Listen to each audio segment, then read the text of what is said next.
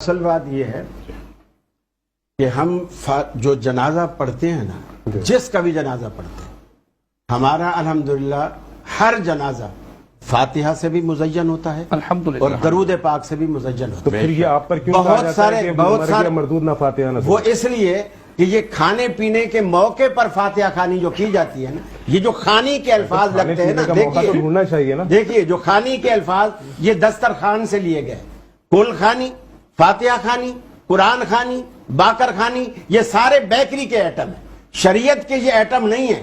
شریعت نے جنازے کے اندر آپ نے فرمایا لا صلاۃ لمن لم یقرأ بہا، جس بھی عبادت کا نام نماز ہے وہ فاتحہ کے بغیر نہیں ہے۔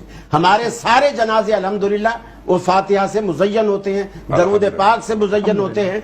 یہ ہم کوئی تہوار اپنی طرف سے کسی کی وفات کا، کسی کی پیدائش کا مقرر کر کے ہم اپنی طرف سے فاتحہ خوانی کا نام دے کر کچھ پکا کھلا کے لوگوں کو جمع کر کے یہ بدعت کا ہم فروغ نہیں دیتے، نہ ہم رواج دیتے ہیں۔